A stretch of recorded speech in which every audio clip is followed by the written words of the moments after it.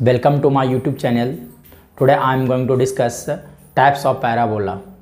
So basically parabola 4 types का होता है depending on its axis of symmetricity.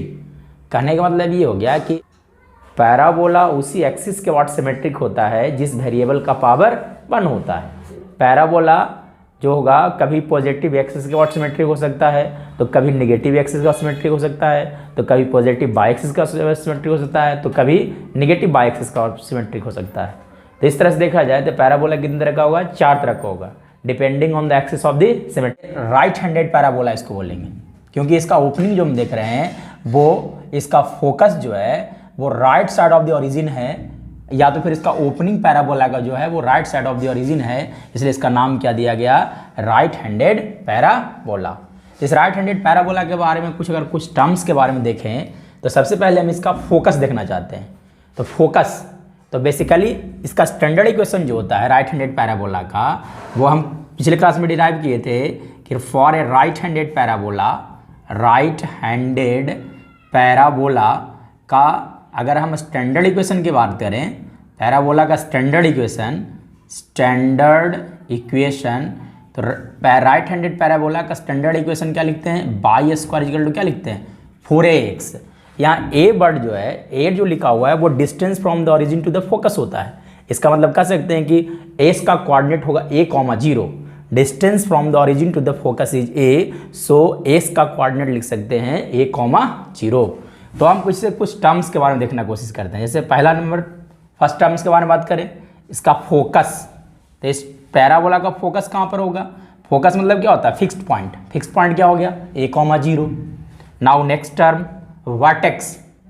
तो वर्टेक्स देखिए, वर्टेक्स मतलब क्या होता था?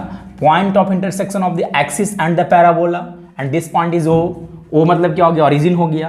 तो कह सकते हैं कि इस पैराबोला का वर्टेक्स जो होगा वो 0,0 पर होगा।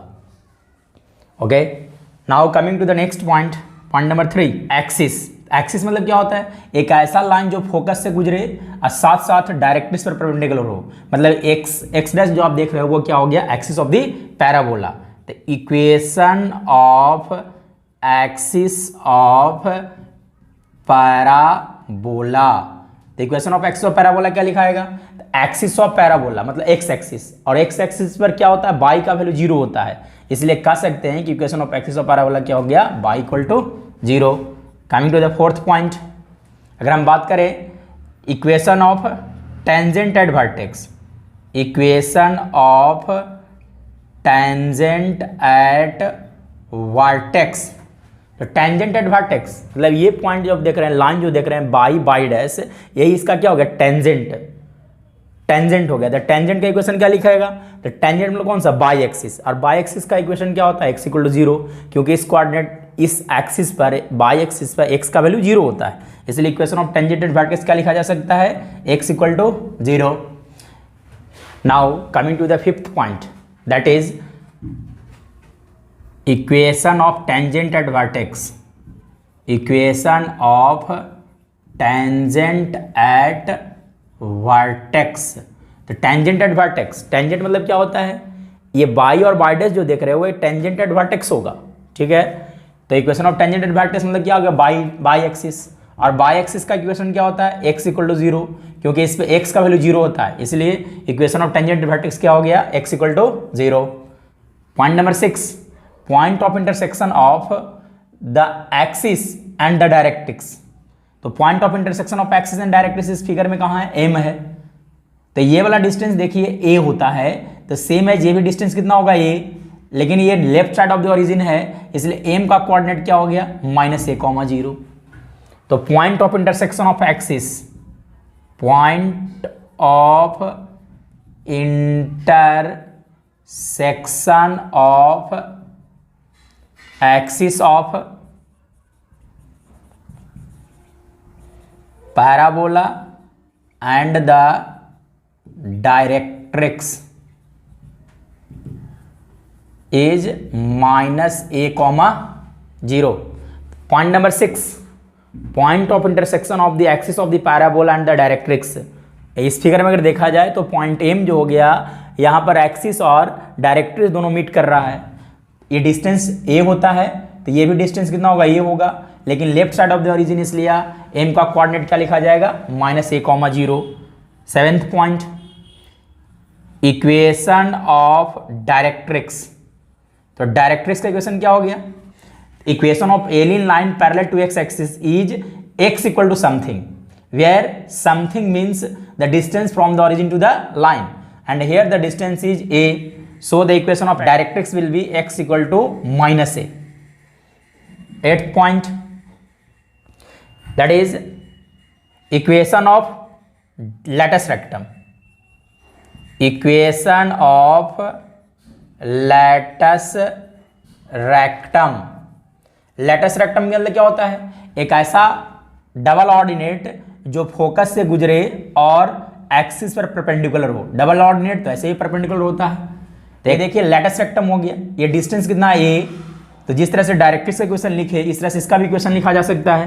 तो इक्वेशन ऑफ लेटस रेक्टम क्या लिख सकते हैं, x equal to a, this line is also parallel to the y axis and a line line parallel to y axis is x equal to something. Something means the distance from the origin to the line and this distance is a, इसलिए कहा जा सकता है कि equation of latus rectum क्या होगा, x equal to a होगा। Now point number 9, that is point of intersection of intersection of parabola and the latus rectum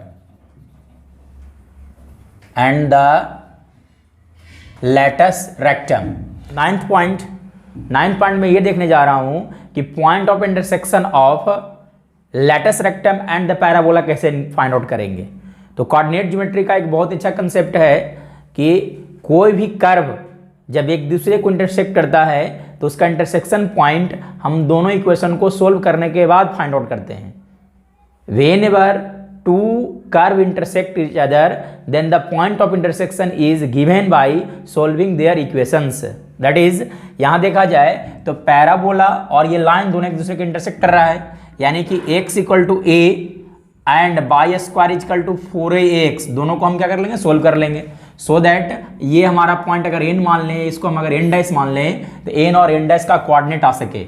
तो यहाँ पर रख दीजिए, x इक्वल टू a जब रखोगे तब बाई स्क्वायर इक्वल टू कितना आ जाएगा, 4a इंटू a, यानी कि बाई स्क्वायर इक्वल टू क्या लिख सकते हैं, 4a स्क्वायर, यानी कि बाई इक्वल टू कितना आ गया, +-2a। कहने का मतलब ये हो गया कि n का कोऑर्डिनेट होगा a, 2a, इसका कोऑर्डिनेट होगा a, -2a। नाउ अगर हम देखना चाहें लेंथ ऑफ लेटस रेक्टम, तो देखिए ये वाला लेंथ कितना है, 2a, ये लेंथ कितना है, 2a, यानी कि nn डैश का जो लेंथ होगा वही क्या कहलाएगा, लेंथ ऑफ लेटस रेक्टम। और इस nn डैश का लेंथ कितना हो गया, ये 2a और ये 2 दोनों ऐड हो गया। तो यानी कि क्या लिख सकते हैं 10th नंबर में, length of latus rectum, length of latus rectum. तो लेंथ ऑफ लेटस रेक्टम कितना हो जाएगा, 4a हो जाएगा। As this length is 2a here and this length is 2a here, nn dash का जो लेंथ हो गया कितना हो गया, 2a हो गया। ये था पूरा राइट हैंड पैराबोला के बारे में